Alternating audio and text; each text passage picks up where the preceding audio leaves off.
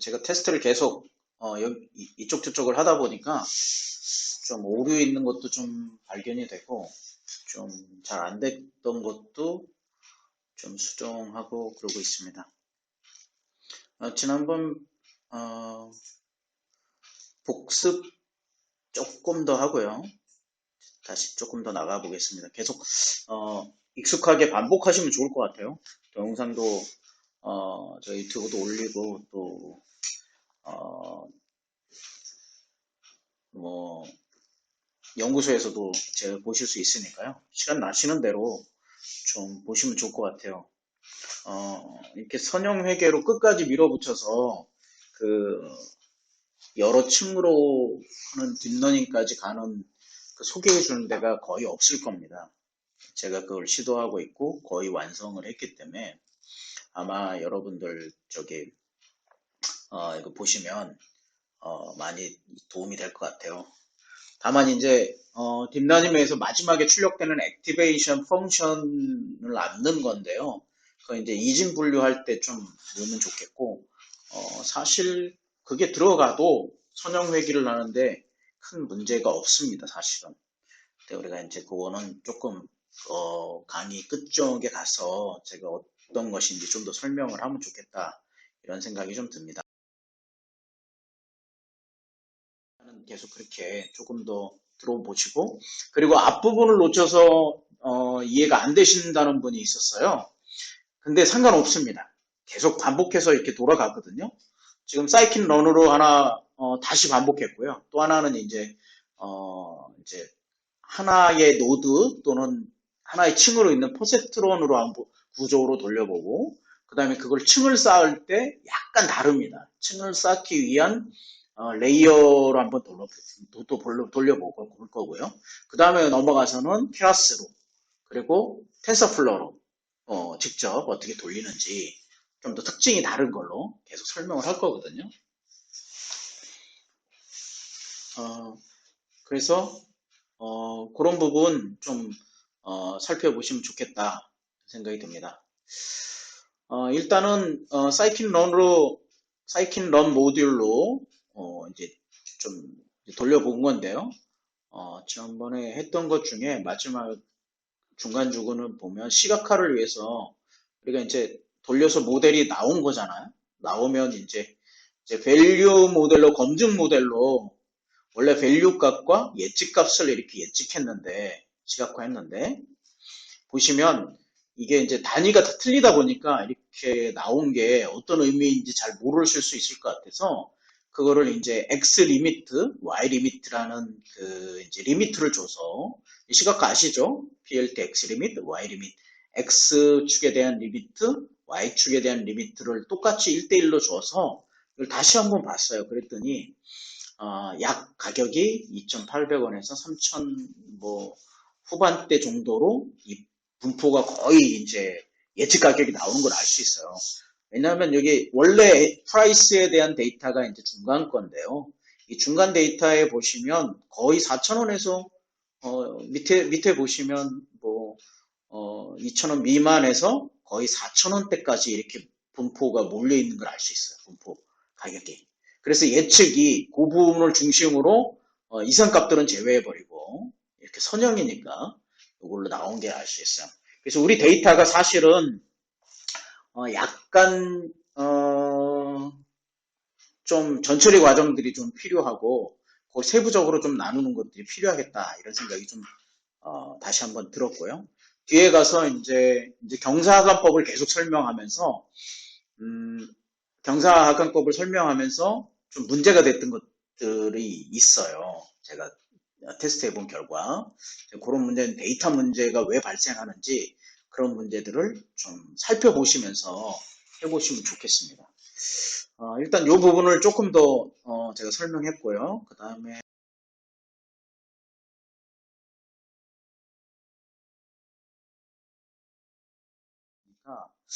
다시 한번 좀 살펴보시면 좋겠다 이런 생각이 듭니다. 반드시 데이터를 0과 1 사이로 0과 1 표준편차 1로 0과 1이 아니라 표준편차가 1인 걸로 이제 이렇게 표준 정규 분포로 바꿔주는 건데요. 약간 데이터 왜곡이 있을 수 있다라는 것. 그럼에도 불구하고 표준 편차를 1로 이제 표준 정교화할 경우에 굉장히 이점이 많아요. 나중에 보면 딥러닝에서는 전부 다 이 과정으로 자료를 넣어서 소개합니다. 그러니까 이제 그걸 좀 바라보시면 좋겠고요. 이제 표준화의 장점, 지난번에 얘기 드렸죠. 제일 중요한 게 로컬 미니멈, 지역 최소값을 걸리지 않고 이걸 조금 더 글로벌 제일 이제 미니멈 값으로 기울기가 가장 이제 최저점인 걸로 찾아가는데 빠르게 갈 수 있다. 그래서 이제 그런 부분이 좋다고 그랬죠. 당연히 러닝 레이트는 좀 더 크게 줄 수 있습니다. 크게 준다는 건 러닝 레이트가 크다는 건 이 보폭이 크다는 얘기죠.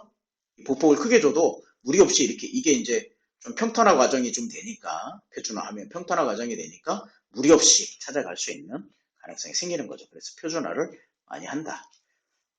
그렇게 하기 위해서는 원 데이터에 대한 특성을 보는데 물론 여기에 이제 우리는 데이터가 다 밑에 모아져 있어 갖고 큰 의미는 없습니다만 이제 그런 부분을 했어요.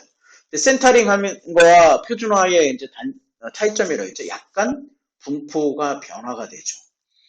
이 분포를 그대로 유지하면서 이제 선형을 찾아야 나중에 매핑했을 때 가격이 약간 왜곡이 없는데 0과 1로 바꾸면 약간의 이제 이 분포가 바뀔 수 있다라는 것 지난번 강의에 설명을 드렸습니다. 그래서 주로 센터링을 해서 그 데이터를 사용하고 있다 저는. 그리고 이제 나중에 0과 1 표준 편차 1로 이제 완전 이제 노멀 디스 표준 정규 분포화를 시켜서 쓰기도 합니다. 그러나 그렇게 하는 것들이 선형에서는 조금 의미가 있어서 그 부분을 말씀드렸습니다. 지난번 마지막을 설명하면서 이 부분을 또 수정해야 되는데요. 뭐냐면 이제 예측값을 얻기 위해서 2,000 배열을 넣었는데 그대로 제가 넣어버렸어요. 표준화를 안 하고. 분포 가운데 표준화를 했기 때문에 센터링을 했기 때문에 센터링에 대한 위치로 이 가격을 넣어야 되거든요. 분포에 대한 위치로. 다시 말해서 만약 이게 분포 있으면 이 분포 안에 넣어야 되는 거죠. 이걸 다 센터링을 해서 그냥 스케일링이라고 하겠습니다. 스케일링을 해서 여기다가 매핑을 해서 여기서 기울기를 구했기 때문에 결국 기울기 구한 그 분포 그렇죠. 분포 안에다가 그 가격을 넣어야 됐습니다. 그렇지 않고 가격을 구해서 조금 다를 수 있을 겁니다. 그래서 요 펑션을 사용했죠. 스탠다드 스케일러. 여기서 이제 요 뒤에 부분 표준 편차로 나누는 부분을 폴스로 두면 이게 이제 센터링을 하는 가격. 그러니까 중간 가격으로만 옮겨주는 거죠. 중간 가격으로만. 그래서 요거는 이제 외우셔야죠. 스탠다드 스케일러에서 옵션을 이렇게 주고 fit 트랜스폼에서 요 가격을 그대로 넣어주면 이제 우리가 원하는 가격대로 매핑이 되는 거죠.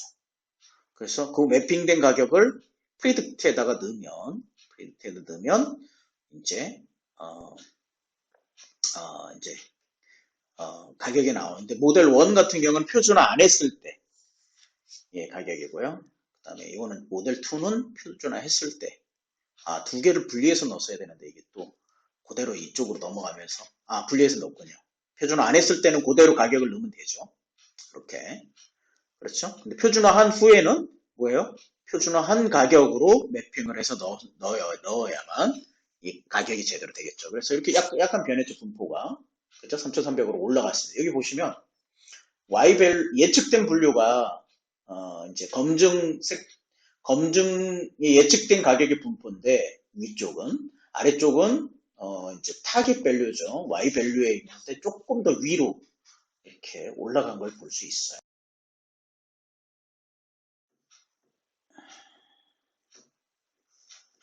파이 차트까지 했죠. 자, 다시 이제 지난번에 설명했던 것 중에 퍼셉트론 구조로 이제 하는 예측하는 구조. 이게 이제 기본입니다. 딥러닝이 이제 노드 하나 있죠. 하나의 노드. 텐서 플로우 2.0에는 텐서는 뭐냐면 이런 노드들에 대한 변수와 함수로 구성이 되는 겁니다. 그래서 이제 퍼셉트론 구조 하나로 요거를 이해하셔야 나머지 것들을 전부 이해할 수 있습니다. 여기 앞에 액티베이션 펑션만 붙이면 이제 노드 구성이 되고 이걸 갖고 연결시키면 이제 딥러닝 구조로 이제 여러 가지를 할 수 있는 거죠. 그래서 이 부분을 이해하는 게 가장 중요한데 이 부분에서 이해해야 될 것 중에 하나가 가장 중요한 게 경사각법. 다시 말하면 기울기를 구하는 거죠. 그러니까 백프로파게이션, 다시 말해서 역전파 뒤로 하는 이유는 기울기를 수정하기 위해서 다시 구하는 거죠. 여기 보시면 이렇게 돼 있는데요. 결국은 우리가 이제 구하고자 하는 것은 이게 이제 퍼셉트론 구조죠. 이제 여러 가지 데이터, 이게 피처래요. 이거는 피처. 그러니까 특성이죠. 특성들의 변수들을 입력했을 때 요 기울기들을 업데이트해서 최적으로 구해가는 것. 그쵸? 요거는 이제 초기 값이고요. 초기 값으로 이걸 주어져야 되니까 초기 값을 넣고 이걸 구해서 나오면 이제 함수에서 계산해서 이걸 자꾸 뒤로 역전파를 시켜서 결국은 이걸 최적의 값으로 찾아가는 거죠. 그렇죠? 그래서 그런 구조를 가진 게 이게 하나짜리 이제 노드를 갖고 있는 걸 퍼셉트론 구조라고 합니다. 또는 뉴런 구조다 이런 얘기도 쓰는데요. 이렇게 해서 우리가 갖고 있는 데이터들을 이렇게 쭉 살펴보면 한 위에서 헤드 5개를 갖고 온 거죠. 이렇게 다 갖고 오다 보면 이런 평균 온도, 최소 온도, 최대값일 때 가격, 요거는 타겟 밸류죠. 그렇죠? 요거는 이제 요 앞에까지를 X 트레인 보통 얘기하고요. 공식 홈페이지는 요거를 Y 트레인. 요것을 타겟 값이라고 얘기합니다. 요거는 정해진 값이죠. 우리가 가격을 알고 있는. 그렇죠? 그래서 요거를 여기에서 계속 요거를 넣어서 하나씩 넣었던 거를 하나씩 계속 넣었었어요. 일률적으로. 그래서 이제 그거를 했는데 이제 요번 시간에는 조금 더 빠르게 보는 거를 빠르게 요 경사 하강법을 통해서 빠르게 서치하는 부분이 어떤 것인가를 좀 더 소개하려고 해요. 좀 이따는. 그게 왜 중요하냐면 이 데이터가 저희 같은 경우는 10,000개가 안 되기 때문에 돌아가는데 별 문제가 없어요. 여기 보시면 여기 보시면 데이터가 10,000개가 안 되기 때문에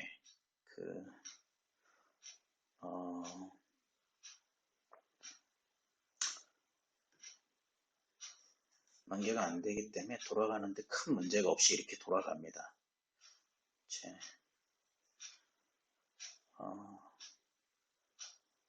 이렇게 돌아가는데 이게 많아지면 데이터가 이제 한 10만 개, 100만 개 이렇게 돼가면 이거 돌리는 데만 해도 엄청난 에너지와 이제 컴퓨터 성능이 필요하거든요. 그래서 이거를 조금 더 빠르게 찾는 방법이 무엇이고 효율적으로 찾는 방법이 무엇인가. 그리고 나서 어떻게 검증할 것인가. 이게 이제 우리의 목표예요. 이게 어느 정도나 이제 학습을 해야 어떤 때 학습을 해야 거의 이제 잘 학습됐다고 볼 수 있는가.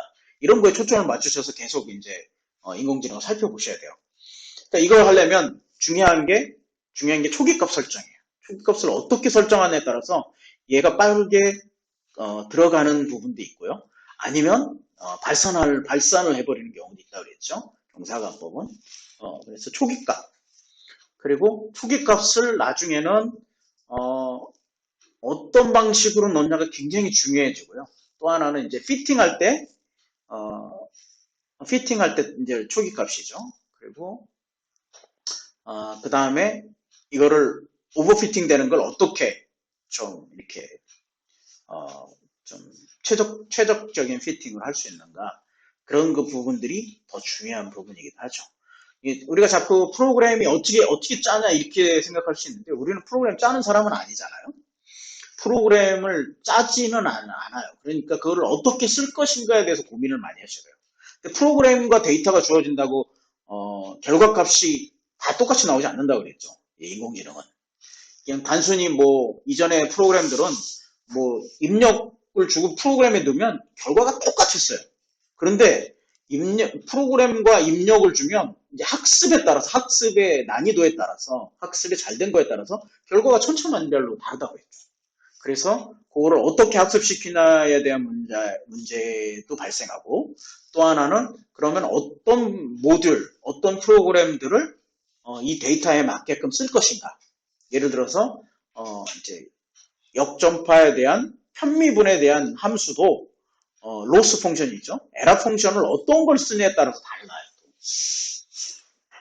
그리고 그거에 따른 이제 어떤 함수를 뜨냐 다 이제 성능이 다르기 때문에 그런 조합의 문제가 발생해요. 그래서 조합과 이제 초기값 그리고 데이터를 어떻게 다루는가 그런 부분을 중심으로 좀 계속 살펴보면 좋겠습니다. 계속해서 보겠습니다. 지금 이 페이지가 여기 보시면 한 200페이지 가까이 되죠. 이게 조금 더 늘어날 건데 아직 추가하지 않은 부분들이 좀 있어 갖고요. 조금 더 늘어날 건데 그래도 많이 왔네요. 130페이지까지 온 거 보니까요. 일단은 이 구조를 잘 머릿속에 두셔야 됩니다.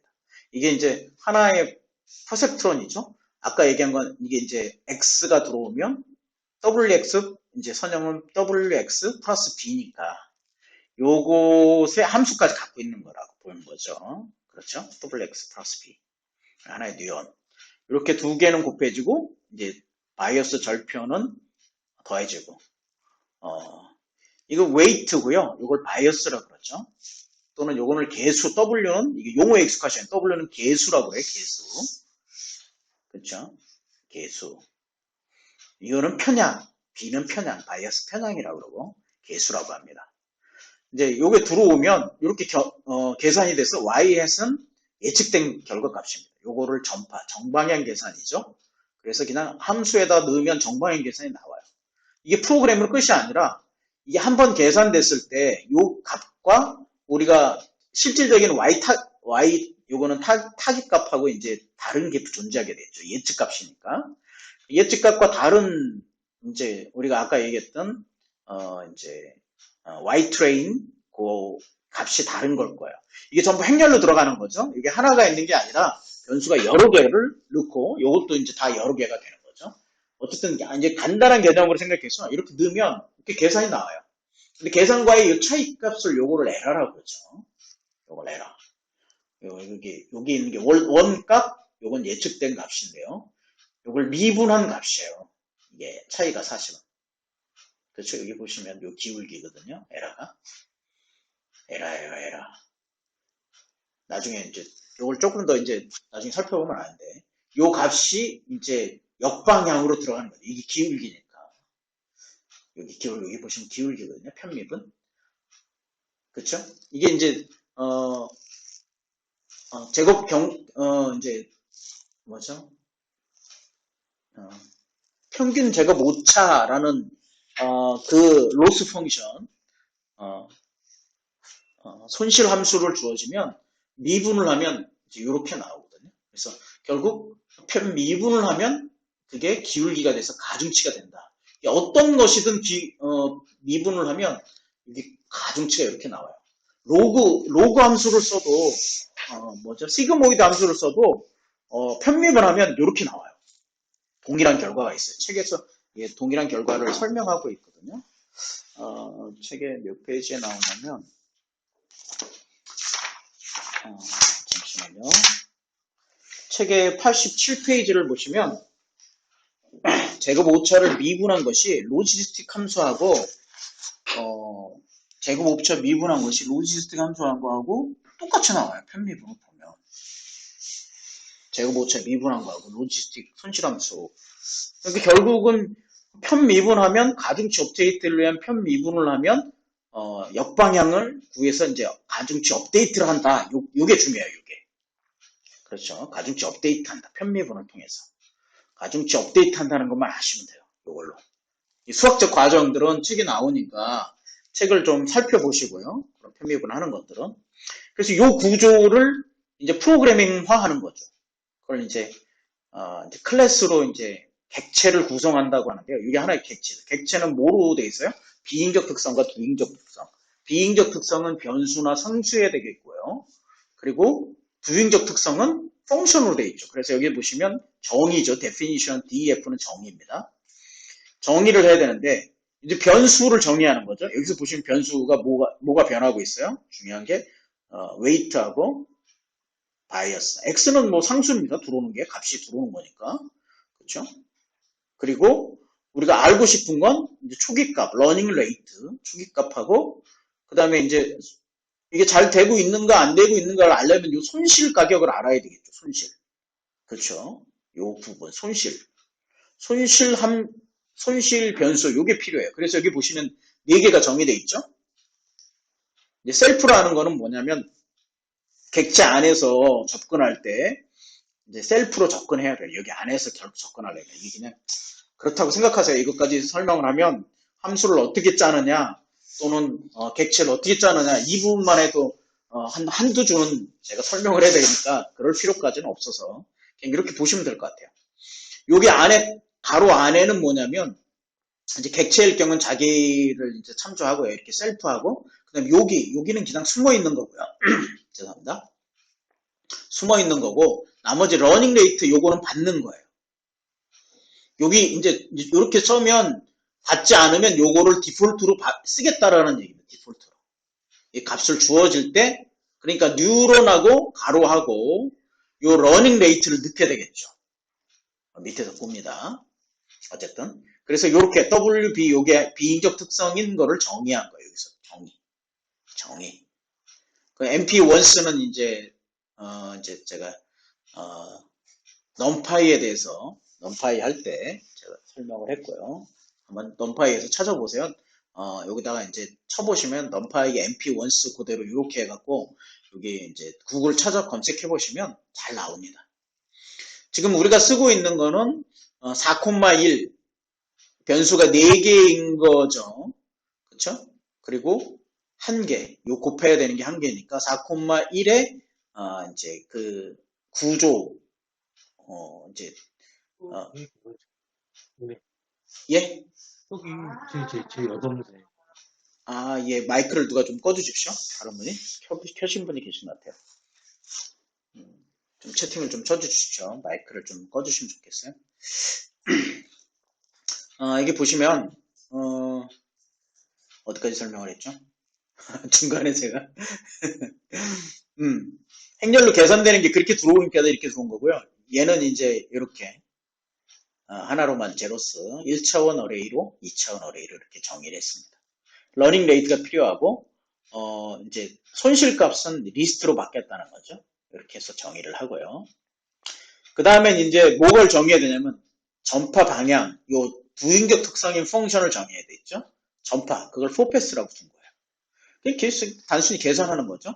그래서 MP sum 그러니까 요거 곱해갖고 다 더해라는 겁니다. 요 넘파이 어레이를 각각 행렬 곱을 해가지고 다 더해준 다음에 바이어스 요거는 뭐 상수니까 두 개를 겹쳐서 그 값을 리턴하라.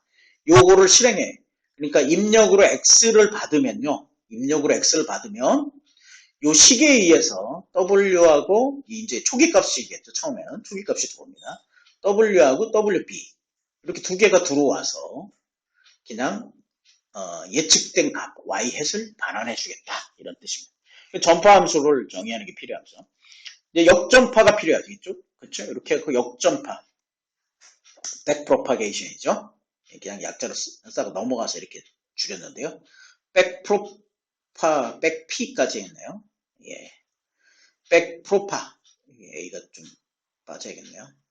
백프로파 요 역전파인데 역전파는 미분이라고 했어요. 근데 미분 값이 요 값이라고 했죠. 요 값이 그렇죠? 요걸 에라 값입니다. 에라 값을 그대로 받아가지고 어떻게 하냐면 역전파인데 요걸 그대로 받아서 에라 값을 여기 보면 기울기죠. 그렇죠? 기울기에다가 뭘 해요? 편미분이니까 x를 곱했잖아요. 그러니까 이제 이렇게 x에다 편미분 값을 곱해준 겁니다. 이게 이제 순서를 바꿔야 되는데 이분이 이런 형식으로 계속 돌렸어요. 그래서 이 곱셈을 할 때 조심해야 돼요. 행렬 곱셈이 안 되는 경우가 발생하면 정방향으로 넣지 않고 나중에 이제 전체 행렬로 넣어야 되는 경우가 생겨요. 그거는 이제 그래서 쉐이프를 보셔야 된다고 그랬죠. 뭐 어쨌든 그것까지 뭐 모르셔도 좋습니다.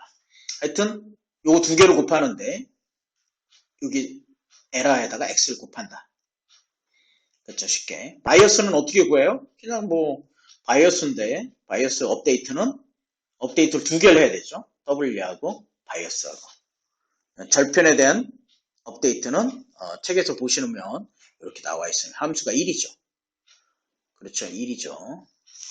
그렇죠? 미분하면 자기잖아요. 에러값만 주시면 돼요. x 곱하기. 여기서 이제 요거 이제 상수항이니까 그것만 업데이트하면 됩니다.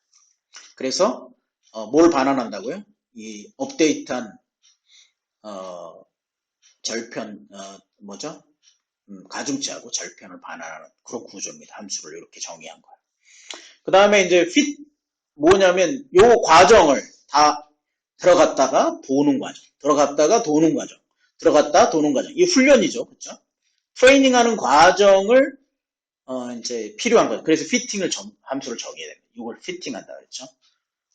그렇죠. 모델들 옷을 피팅하듯이 계속 갈아입잖아요. 뭐 이제 신상품 전시회 가면 모델들이 계속 옷을 갈아입잖아요. 그리고 갈아입는데 다시 입었다가 그게 잘 맞는지 안 맞는지 다른 걸로 또 어떤 게 잘 어울리는지 다시 돌아가서 뭘 해요? 업데이트하죠. 그렇죠. 똑같은 거예요. 피팅이에요. 그래서 피팅 함수를 이렇게 이제 정의하는 겁니다. 뭐냐면 이거 이제 피팅 함수의 이제 논리적 구조는 정방향으로 계산해서 y 햇을 구하고 그다음 편맵을 통해서 다시 역방향을 구합니다. 그거를 뭘 했어요? 업데이트하는 거죠. 가중치 업데이트. 구한 다음에 요거를 업데이트하는 거죠. 그래서 가중치를 구하고 절편을 업데이트합니다. 근데 이 과정 속에서 뭘 해야 되냐면 우리가 잘 되는지 안 되는지를 보기 위해서 손실의 가격을 보는 거예요. 이게 손실 가격이 줄어야 되잖아요. 각 점에서 요 타겟값과 우리가 구한 값의 손실이 자꾸 적어지는 방향으로 업데이트를 해야지 손실이 늘어나 버리면 이게 안 맞는 거죠. 손실이 늘어나 버리면 이게 훈련이 안 되는 거죠. 그렇죠? 그래서 그거를 누적해서 보려고 하는 이게 필요한 거죠. 피팅 함수 이렇게 정의한 겁니다. 뭘 올려주셨나요?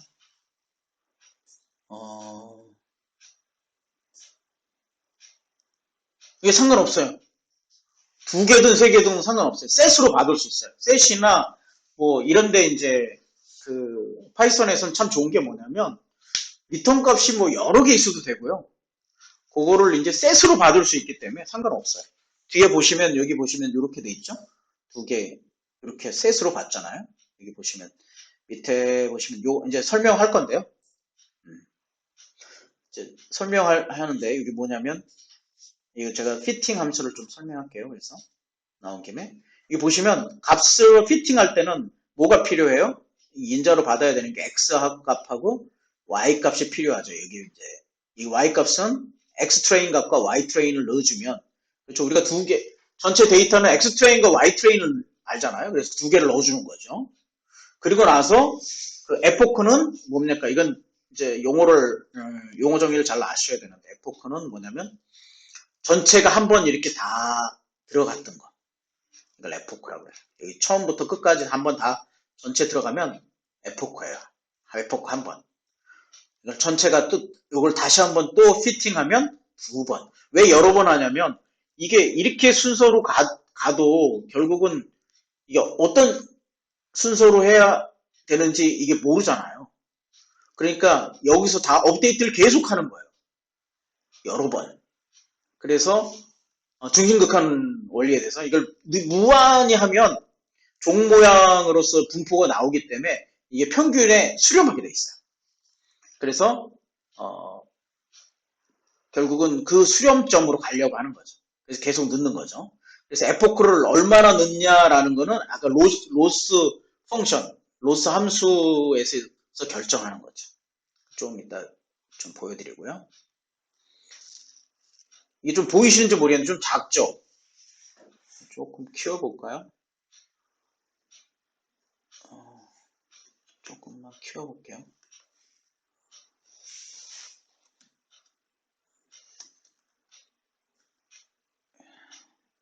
네, 좀 커 보이죠?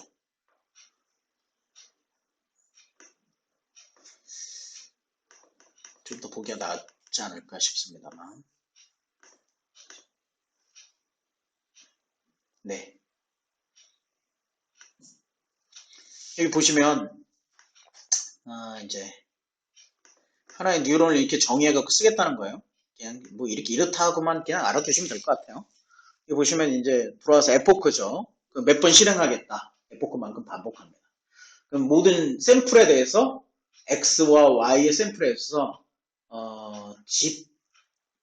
이게 집을 좀 설명을 집 함수에 대해서 나중에 한번 보세요. 어쨌든 요 두 개를 이렇게 매칭 시켜주는 거예요.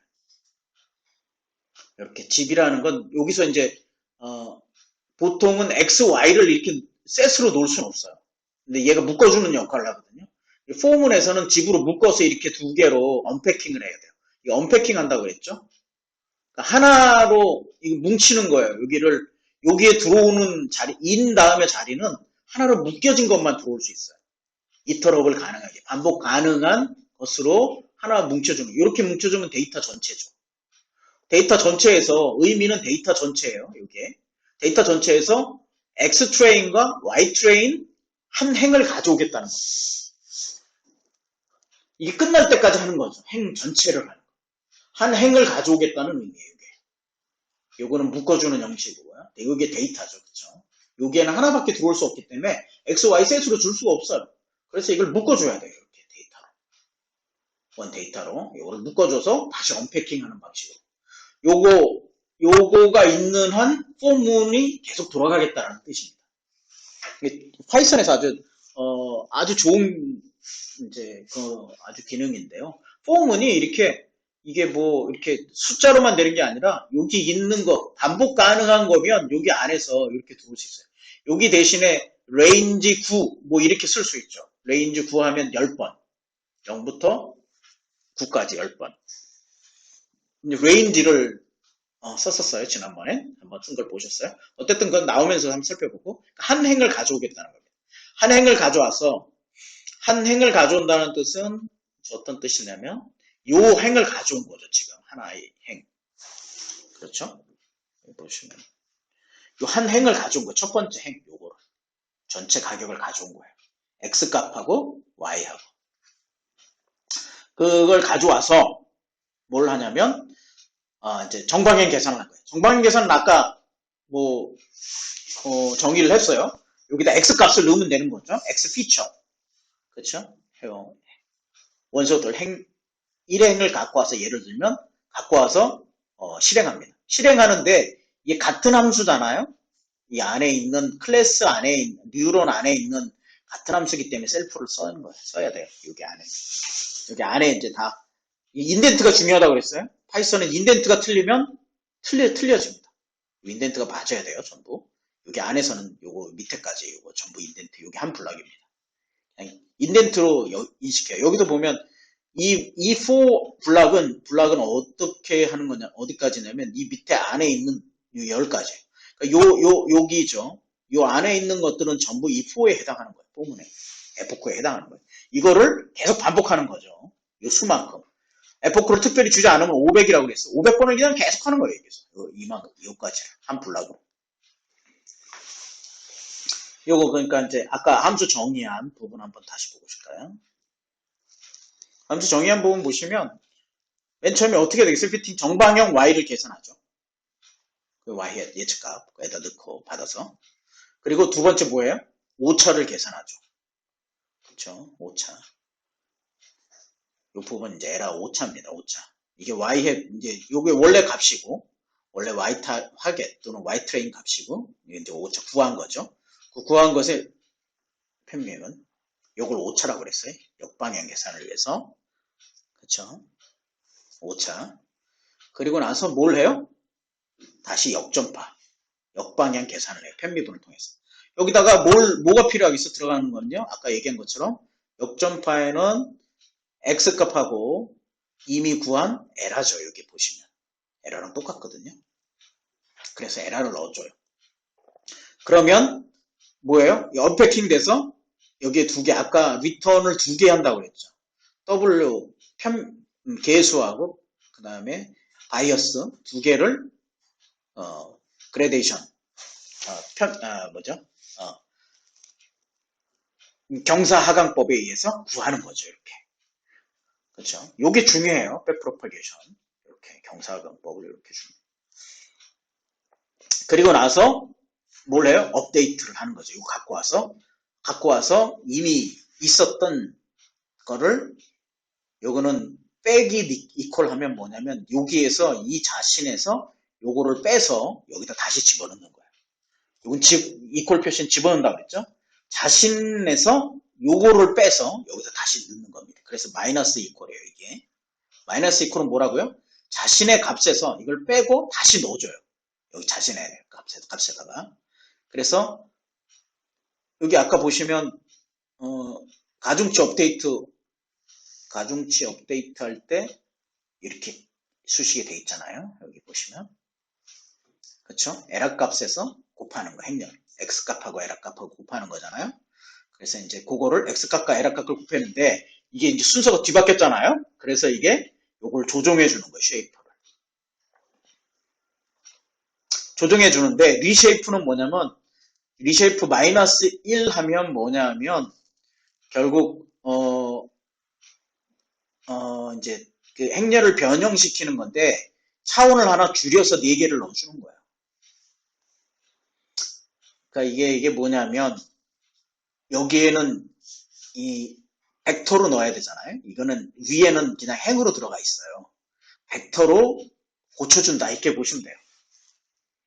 나중에 이제 좀 필요한 분들은 좀 검색해서 찾아보면 하여튼 요 계산을 그렇게 한다. 그렇게 그 정도까지만 아시면 될 것 같아요. 이 셀프 B 바이오스 업데이트도 뭐냐면 바이오스 업데이트 자신에서 뭘 빼줘요?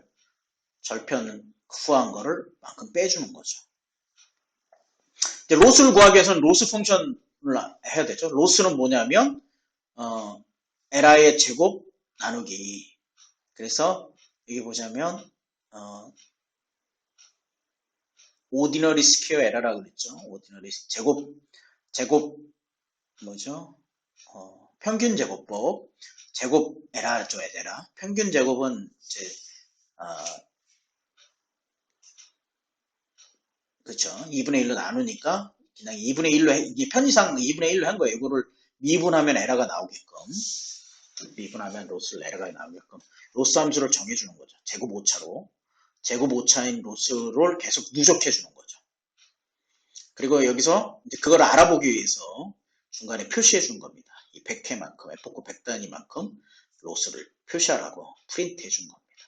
배출 가격하고. 그리고 나서 여기는 뭡니까? 요거를 하나만 나오면 안 되니까 첫 번째 거 어펜드 시키는 거죠. 리스트에다. 첫 번째 거 여기 한 번 돌면 계속 돌아서 F4 한 번 돌면 첫 번째 거, 두 번 하면 두 번째 거에서 누적시켜주는 겁니다. 리스트로. 여기다가 이제 평균을 넣어주는 거죠. 그래서 MSE 잔차 평균율을 여기다 넣어주는 겁니다. 계속 리스트에다가 어펜드 해주는 겁니다. 나중에 좀 보고요. 자, 이렇게 만들었죠. 여기 이제 함수를 정의한 거예요. 이 함수 객체를 정의했어요. 그렇죠? 우리가 얘기하는 객체. 그 객체가 어떻게 움직이는지 이제 실행을 해봐야 될 거 아니에요? 그 사람이면 시간에 따라 다르듯이 실행을 해보는 겁니다. 객체에다가. 됐을 때 이제 뉴런이라는 것을 이 객체를 만든 거를 변수에다 담아요. 이 객체 변수인 거죠. 그 객체인 거죠. 이게 실질적으로 여기는 위에서는 정의만 한 거고요. 이렇게 했을 때 메모리에 이런 형식의 객체가 하나 이름으로 들어오는 거예요. 그렇죠. 이름으로 들어온 겁니다. 그러니까 우리로 얘기하면 사람으로 얘기하면 이제 어떻게 보면 자녀를 낳는 거라 뭐 이렇게도 생각할 수 있는 건데 어쨌든 실체가 만들어지는 거죠. 여기는 이제 실체 이런 특성을 가진 객체의 실체. 그래서 러닝 레이트는 이제 안 지워주면 되는데 이렇게 러닝 레이트를 이렇게 줬어. 10의 마이너스 9승이죠. 2에 하면 그렇죠? 그러면 5, 2에 마이너스 9 하면 이게 10의 9승 마이너스 9승입니다. 밑에 분모가 0이 9개가 있는 거죠. 헷갈리는데 이렇게 길면은 모르니까 2로 표현을 하는 거예요. 이렇게 간단하게. 그럼 요거를 컨트롤 할 수 있는데 여러분 아시겠지만 이 러닝 레이트를 초기 값 잡는 게 굉장히 쉽지 않습니다. 무단한 시행착오를 처음에 거쳐야 돼요. 너 보고 로스를 보고 너 보고 로스를 보고 하면서 초기 값을 세팅해 주는 것. 그러니까 피팅하는데 한 중요한 요소가 뭐냐면 초기 값을 어떻게 잡아주냐. 나중에 랜덤하게 잡아주는데 그게 더 훨씬 좋기 때문에 그런 건데 이게 이제 그렇지 않을 경우에는 초기 값을 주는 게 굉장히 중요해요. 초기 값을 어떻게 주냐에 따라서 프로그램 데이터와 프로그램 특성에 따라서 많이 차이가 나거든요. 이게 쉬운 걸로 보이시면 그렇지 않습니다. 무단한 에러와 트라이얼 에러가 섞인 것이다 이렇게 알아주셔야 됩니다. 이게 굉장히 시간이 많이 걸린 거예요. 이게 잡는데. 그래서 이렇게 주고요. 그 다음에 이제 뉴런을 이게 형태니까 뉴런을 실행시키려면 뉴런 안에 펑션을 이렇게 점으로 해서 실행시키는 거예요. 피팅 함수로. 피팅 함수에 들어가는 인자는 뭐예요? X트레인, Y트레인. 그리고 내가 몇 번 반복할 거냐? 1500번 정도 반복하는 겁니다. 그리고 예측된 값을 이렇게 W와 B를 구하는 거니까 결국은 우리는. 그리고 손실은 뭐예요? 손실 함수를 X트레인에 대한 손실 함수를 이렇게 넣습니다. X트레인을 돌렸으니까 돌리고 나면 X트레인에 대한 손실이 여기 누적될 거거든요. 뉴런.로스에 그쵸 리스트로 이거를 다시 갖고 옵니다. 구별하기 위해서. 여기 보시면 아까 프린트 이거 에포크당 100번 다음에 이렇게 하면 이거 i를 100으로 나눠서 나눠 떨어지는 거죠. 같다라는 건 0. 그러니까 100회마다 0을 쓰는 거예요. 나눠 떨어지는 거죠. 0도 되는 거죠. 0도 그러니까. 이거 보시면 그래서 실행하면서 0번 손실 비용 이만큼. 어마어마하죠. 숫자가. 그렇죠. 제곱 오차를 써서 제곱 오차인데 뭐 1000단위의 가격이 들어오니까 이렇게 보여요. 그래서 이렇게 보는 거예요. 이게 줄고 있나? 로스가 줄고 있죠? 그렇죠. 이게 구승이니까 어마어마하게 주는 거예요. 355, 354, 353, 5, 35, 35, 3, 그렇죠? 그리고 계속 하다 보면 어디까지 주어지냐면 351 여기서부터는 변화가 별로 없죠. 아 이게 최소값에 근접하게 있겠구나라고 추측할 수 있는 겁니다. 그러니까 요거를 보면서 초기값을 결정하는 거예요. 계속 넣으면서. 그랬더니 요런 값으로 구해지더라 라는 겁니다. 자 보시면 제가 설명한 거 보세요. 22번 프로세스죠. 여기 보시면 22번 프로세스. 이거 프로세스 넘버입니다. 우리가 실행하면 여기서 이제 이렇게 실행을 하면 프로세스 넘버가 정해져요. 아이고 이렇게 실행을 하면 이렇게 보시면 순서가 정해지죠. 프로세스 들어오는 3번 세 번째 이렇게 들어오듯이 이제 이렇게 들어옵니다. 이게 뒤에 이 PDF를 보시면 계속 변해요. 제가 업데이트하면 그래서 그냥 요 번호를 좀 보시고 요거에 대한 설명이다 이렇게 보시면 좋을 것 같아요. 자, 조금 줄여볼게요. 이게 보시면 이제 정의하고 읽어보시면 됩니다. 이게 왜 이렇게 작게 주냐면 최소 제거법이 너무 크기 때문에 조금씩 움직이려고 이렇게 작게 준 거예요. 그래서 손실 비용은 이렇게 됩니다. 기울기를 줄여가는 거죠. 그래서 요거를 갖다가 발생한 것을 로스 변수에 줍니다. 여기다 주는 이유는 여기다 할당하는 이유는 이거를 시각하기 위해서 그런 거예요. 우리 이렇게 보면 숫자로도 보긴 보는데 어떻게 되는지 잘 안 보이잖아요. 그래서 요거를 시각화하려고 했더니 이렇게 시각화하는 거죠. 요거는 로스 펑션 X트레인에 대한 시각화. 이게 줄고 있는 거죠, 이렇게. 더 이상 안 줄어요. 이 편차가 너무 커요. 할 수 없어요. 민 스퀘어 제곱 평균 제곱 오차이기 때문에 이게 그래요. 요거는 검증 값에 대한 거. 검증값.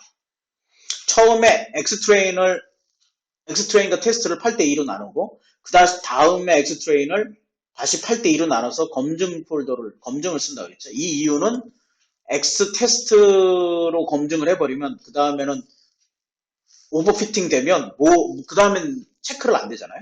여기서 오버피팅이 됐는지 검증을 하고 나서 그 다음에 테스트를 해야 되는 거예요. 줄여서. 그렇죠. 요거는 계속 여기에서 X트레인이 잘 되는지를 해보는 거죠. 오버피팅에 대한 문제를 해결하기 위해서 검증 셋을 나눈 것이라고 했죠. 그래서 이렇게 두 개가 평균적으로 이렇게 봅니다. 사실은 이게 겹치는 책에서들은 많이 겹쳐서 나와요.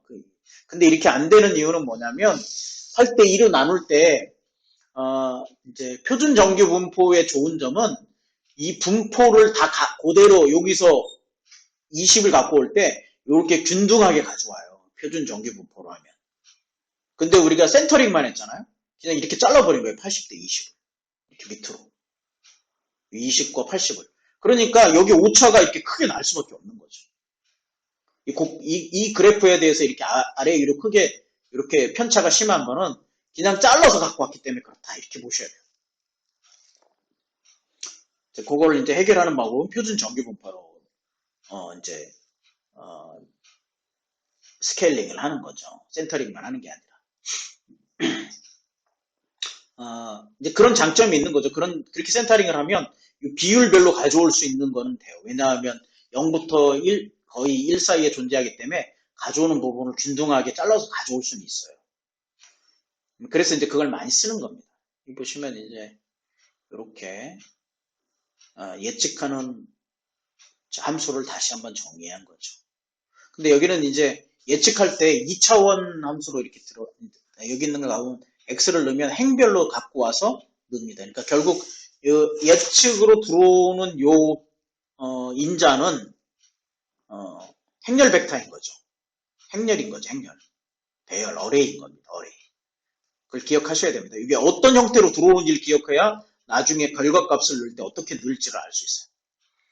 이제 요걸 시각화할 때 이렇게 쓴 거죠. 8대 5 정도 8하고 5로 여기는 보시면 사이즈를 정한 거고요. 서브 플롯은 무엇이냐면 이렇게 하나로 옆으로 주려면 행렬처럼 이렇게 값을 준다고 그랬어요. 1행 2열 첫 번째. 콤마를 넣어도 되고 안 해도 되고. 1행 2열 첫 번째, 1행 2열 두 번째.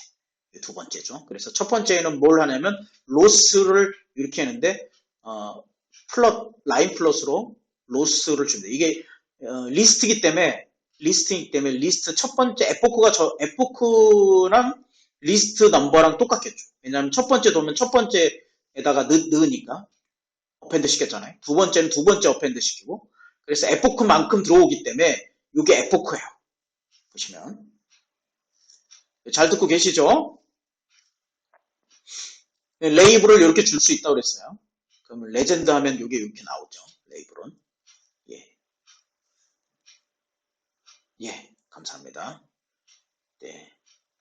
봉구 연구원님만 열심히 반응을 보여주셔서 너무 감사합니다. 이게 온라인으로 하면요 반응을 못 봐갖고 제가 잘 모르겠어요.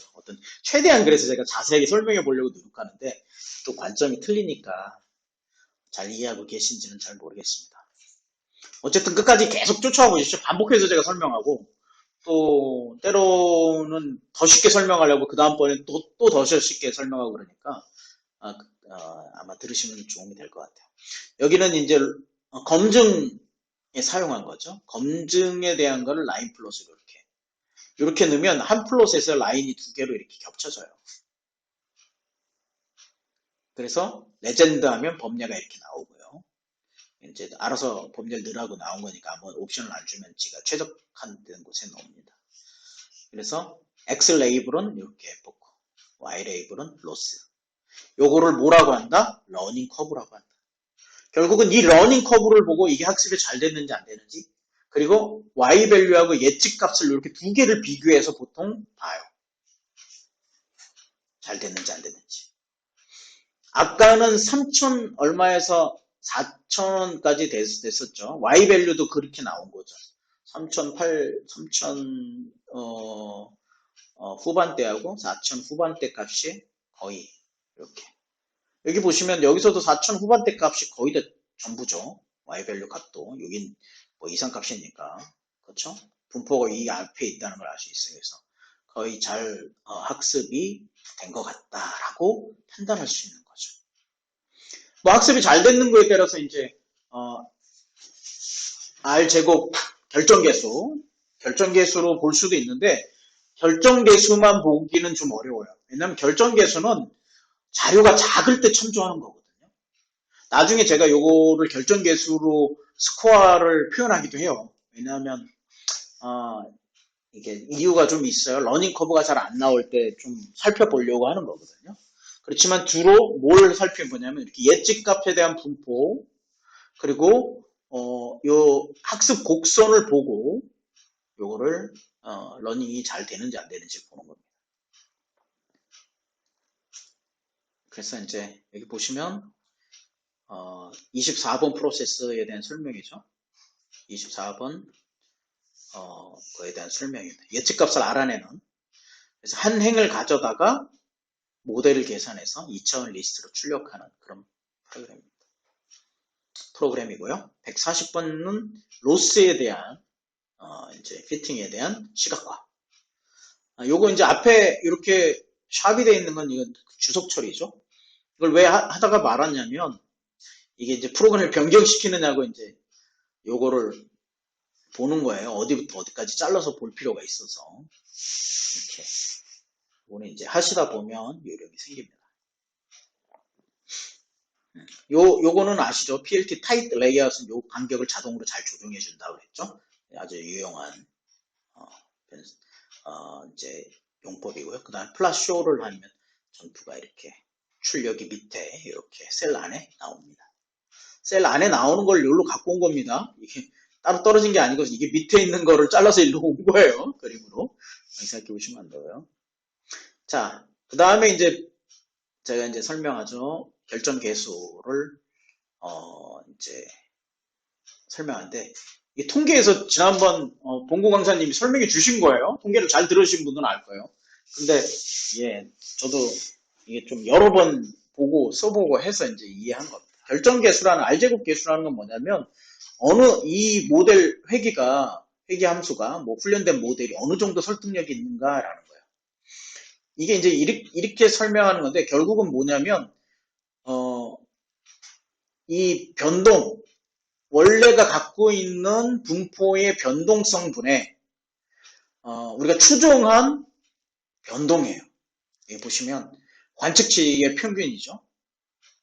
그냥 이렇게 설명하는 게 가장 좋은 거예요. 이게 뭐 잔차, 나중에 이건 좀 잘 살펴보세요. 근데 이걸 따져서 이렇게 보면 무슨 의미인지를 몰라서 제가 설명하는 거예요. 이게 관측치 전체 변동성분에, 그러니까 이제 전체 평균의 이제 분포예요. 평균에 대한 분포. 요거는 밑에 SSYY는 뭐냐면 평균에 대한 분포라는 거예요. 관측치에서 평균을 뺀 거니까. 평균에 대한 분포가 회귀에 대한 분포랑 어떤 관계인지, 그러니까 요 회귀에 대한 분포 나누기 평균 관측치 이 분포겠죠. 이게 전체 분포니까 당연히 1보다 적게 나와야 됩니다.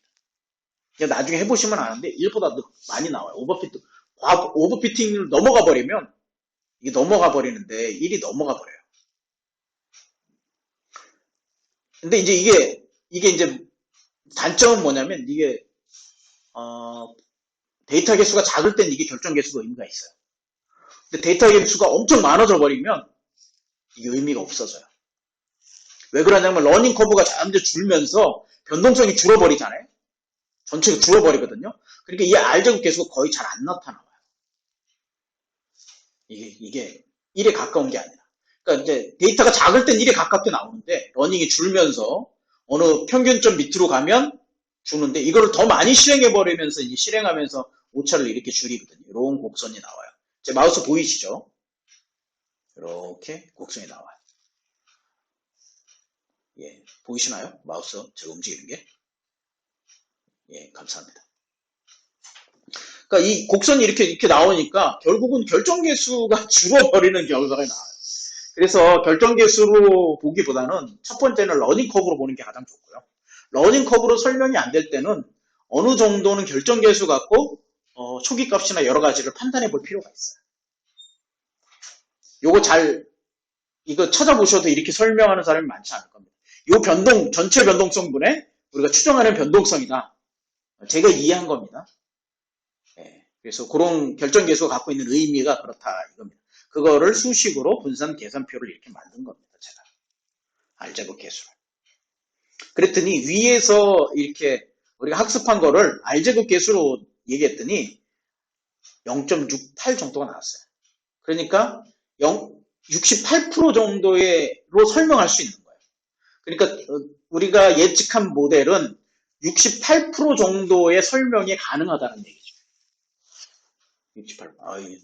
이거 별거 아닌 것 같죠? 68%가. 여러분 처음 해보십시오. 이 70% 가까이 나오니까 얼마나 어려운지 몰라요. 처음에 제가 이거 할 때는, 이거 며칠 걸린 거야, 이게. 막 나오는데. 창피한 얘기인데 실패를 굉장히 많이 했어요. 그리고, 지금도 제가 어저께 잠을 몇 시간 못 자갖고 눈이 이제 헬레 하는데, 이거 하고 나서 눈이 거의 잠겼어요. 그 정도로 고생을 많이 했어요. 예. 인공지능은, 노가다입니다. 네. 최 소장님 그런 말씀 하시죠. 우리의 직업은 정보를 다루는 노가다라고. 예, 인공지능도 역시 예측과 동일한 문맥을 갖고 있기 때문에 노가다입니다. 노가다. 이 인공지능이 다 만들어 놓은 다음에는 잘 쓸 수 있는데 그걸 만들어주기까지는 어마어마한 노가다를 해야 돼요. 결국은 이제 그렇게 예측을 해서 프리딕션을 안 쓰고요. 이거 그냥 직접 가져왔어요. 제가 똑같이죠. WX 플러스 B. 그렇죠? 이 W가 이제 웨이트니까 이거는 X에 대한 값이잖아요. 그래서 아까 이제 2차원 어레이로 넣어줘야 된다고 했죠. 이렇게 2차원 어레이로. 그렇죠? 요거는 벡터예요. 한 개씩 있는 이렇게 일렬로 있는 벡터죠. 벡터로 넣은 거죠. 그 벡터로 이렇게 넣어서 곱해져서 값을 나오면 4233원이 나옵니다. 68%밖에 안 된다고 그랬죠. 아까 3,400원 정도 사이클런에서 하는 게 그렇게 돼 있잖아요. 그게 훨씬 더 잘 표현된 거죠. 이게 좀 높게 나온 겁니다. 가격이. 이 변동성이 좀 적기 때문에. 그래요. 근데 이제 자료가 적을 때는 결정계수가 의미가 있는데 자료가 많아지면 그리고 에포크가 늘어나면 이게 1에 가까이 안 나타날 수 있다라고 생각을 하셔야 됩니다. 예, 이건 이제 살펴보세요. 이 그림까지 제가 참조했으니까 이걸 이해하기 위해서 제가 설명하기 위해서 그림까지 갖고 온 거니까 이게 변동성이잖아요. 이 차이니까 총 변동성분의 그 다음에 내가 예측한 변동성이다. 평균을 중심으로 한 변동성이죠. 그래서 그 분포를 제가 다룬다는 얘기를 자꾸 많이 하는 건 뭐냐면 결국은 얼마만큼 떨어져 있느냐 평균으로부터 또는 중앙값으로부터 얼마만큼 떨어져 있느냐에 따라서 이제 어떻게 보면 에러가 나잖아요. 손실함수. 그쵸? 그 손실함수를 줄이는 거기 때문에 목적함수라고도 그러는 거예요. 목적이 손실을 줄이니까. 로스 펑션인데, 그 손실함수를 줄여가는 거는 뭐냐면, 이 중앙값에서 가장 변동성이 일정한 전체 데이터, 우리가 선을 그었을 때 변동성이 가장, 이제 어떻게 보면 최소치인 거를 찾는 거잖아요. 그렇죠? 그러니까, 이제 이렇게 나온다. 이렇게 보시면 되겠습니다.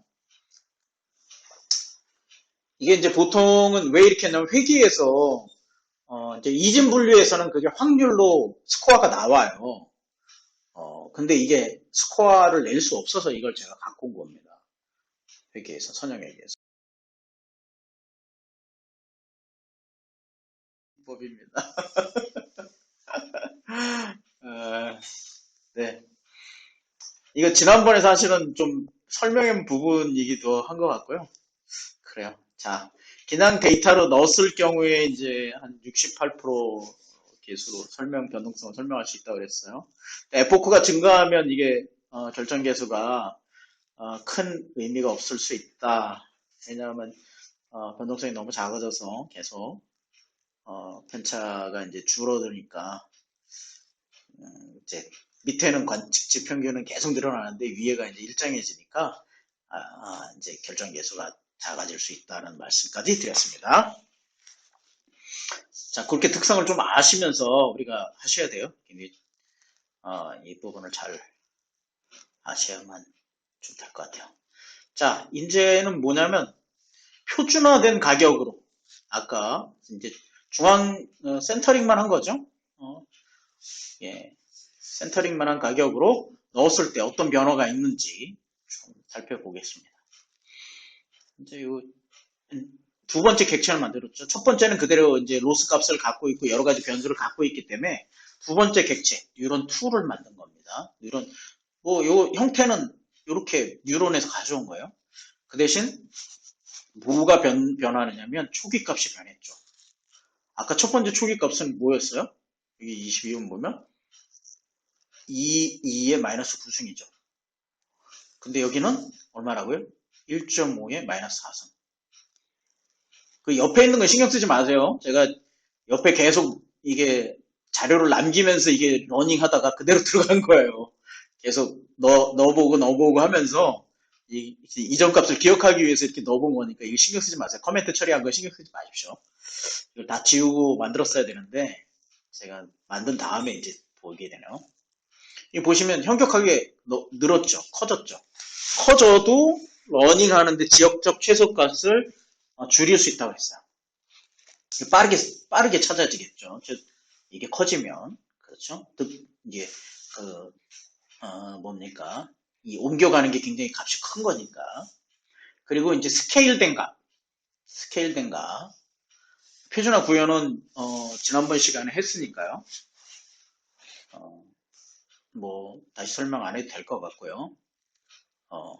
필요하시면 다음에 요청하시면 또 설명하겠습니다. 이 표준화 과정은 중요하기 때문에 한번 해놓고 쓰시면 되는 거죠.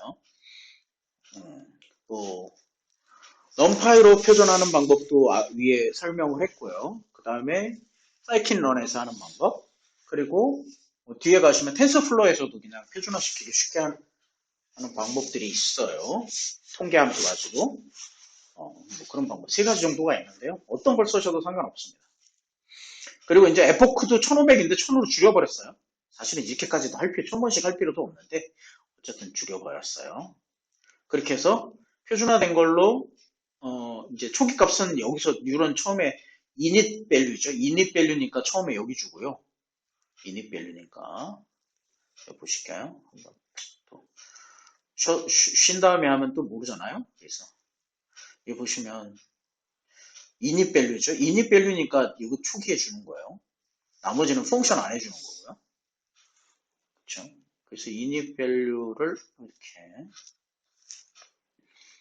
init value running rate를 주고 그리고 epoch를 이렇게 줍니다. 그랬더니 이렇게 손실 비용이 쭉 나오다가 위에 줄였어요. 여기 밑에 나오는 거예요. 여기도요. 여기 옆으로는 안 나와요. 이렇게 이 밑에 나오는 거예요. 여기 안에 셀 안에. 이제 보시면 이제 또 얘기했으니까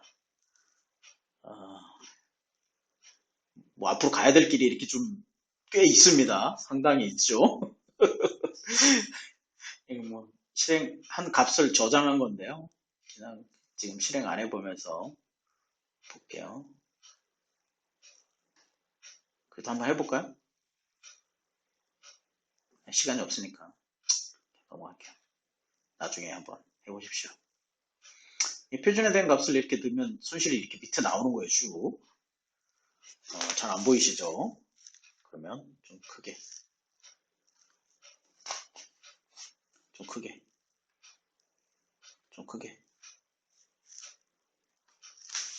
커졌나요 좀?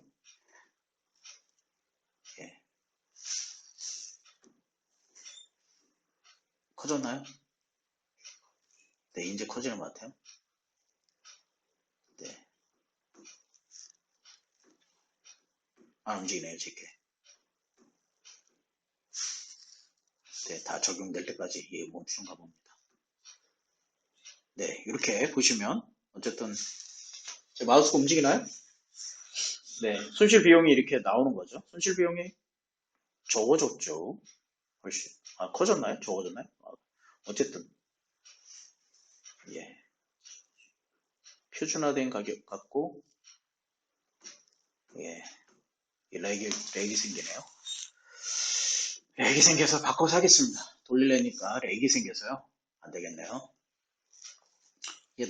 지금 전 세계적으로 아마 줌을 많이 써가지고 이게 로드가 많이 걸리는 것 같아요. 그래서 원활하지 않는 부분이 있어서 제가 그래서 이게 PDF로 만든 거거든요. PDF가 가장 빨리 움직이는 것 같더라고요. 그래서 이렇게 쭉 하다 보니까 아까랑 가격이 좀 틀리죠. 뒤에 또 돌린 거라 가격이 좀 틀린데 이렇게 쭉 돌리다 보니까 여기가 이제 평균 손실 비용이 쭉 안 바뀌고 있죠. 그렇죠? 그래서 이제 이렇게 가격을 찾았습니다. 웨이트하고 바이어스하고 웨이트는 2차 배열이죠. 자 보시면 표준화 장점 빠른 학습 그다음 로컬 미니멈 피할 수 있겠다고 제가 얘기했어요. 이게 가장 중요합니다. 그렇죠? 빠른 학습이라는 건 초기 값을 좀 더 크게 줘도 된다. 그런 뜻입니다. 빠지지 않는다. 당연히 지역 지속값도 지역 최적이 아니고 여기도 오타가 있네요. 최소값 지역 최소값을 최소입니다. 최소 미니멈 로컬 미니멈 지역 최소 글로벌 미니멈이어야 되는데 로컬 미니멈으로 된 거죠. 지역 최저가 아니고 최소 문제가 있네요. 네. 그런 다음에 학습 모델을 출력한 겁니다. 그리고 나서 러닝 커브를 냈더니 이런 형태로 나왔어요. 러닝 커브를 이렇게 그렸어요. 다시 쭉 해서 1500에서 거의 이제 바뀌지 않아서 자른 겁니다. 예, 예. 얘는 1000번만 해도 이렇게 거의 1000번까지 갈 필요가 없어요. 200번만 해도 이 검증은 아니죠. 이 검증은 이 엑스벨은 이 엑스벨은 이제 검증 그래프거든요. 전부 검증 그래프인데 이 검증은 이제 표준화하지 않은 센터링하지 않은 값, 스케일링하지 않은 값은 그냥 이렇게 곡선이 그런데 스케일링 값은 훅 떨어져 버리죠. 그렇죠? 그래서 200번까지만 하면 될 것 같아요. 그쵸? 1500인데 200번까지만 해서 잘라도 사실은 뭐 거의 유지되는 거라 뭐 걱정되는 400번 이렇게 스케일하면 이렇게 학습이 굉장히 빨라져요. 분포도 다르죠. 보시면 3000에서 4800인데 그 표준화되지 않는 값으로 넣었을 경우에 그렇죠? 파란색 표준화된 값으로 넣었으니까 이 분포가 제대로 넓어지죠. 3000에서 6000까지 원래 값이 3000에서 6000까지라고 그랬죠. 그렇죠? 분포가 제일 많은 게 어,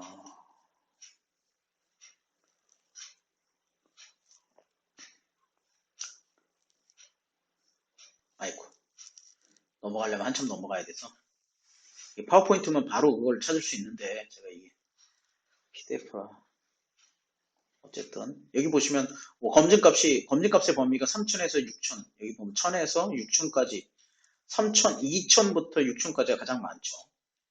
원래의 가격이죠. Y밸류. 아이고.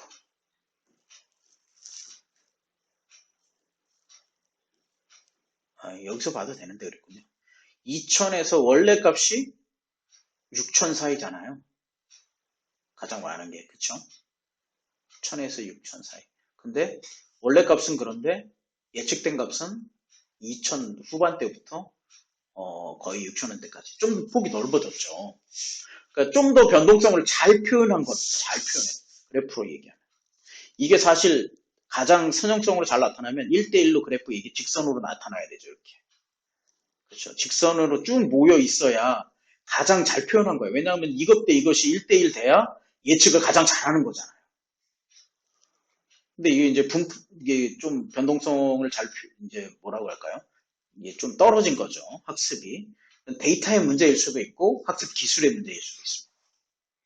근데 데이터가 좀 대축값 데이터가 변수들을 잡아내는 데 있어서 좀 중요한 변수가 아닌 것들이 들어간 거죠. 어떻게 보면. 그래도 어쨌든 우리가 가격 데이터를 가지고 좀 해보려고 합니다. 그래서 좀 더 이제 표준화 센터링을 하니까 좀 분포가 살아났다. 이게 맞다가 아니라 좀 잘 표현하고 있다. 이렇게 보시면 될 것 같아요.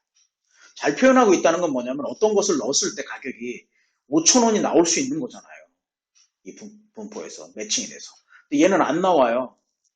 요 센터링을 안 한, 어떻게 보면 스케일링 안 한 값은 분포가 안 나와요. 5,000원 이상이. 어느 정도 있는데도. 그래서 이게 조금 더 센터링, 스케일링한 그냥 표준 정규 분포든 어떤 거든 스케일이란 단어하고 그다음에 어떻게 보면 표준 정규 분포하고 똑같은 거죠. 스탠다드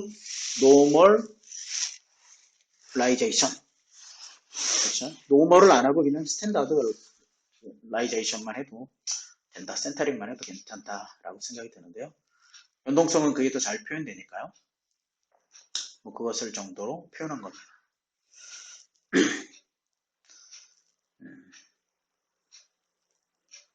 이거는 제가 가격을 잘 반영되고 있다라고 설명된 거고요. 거기에 대한 프로그램은 요겁니다. 요건 이제 줄여서 이제 갖고 온 거고요. 프로그램을 똑같이 보여준 거죠. 매플런 라이브러리로. 그렇죠?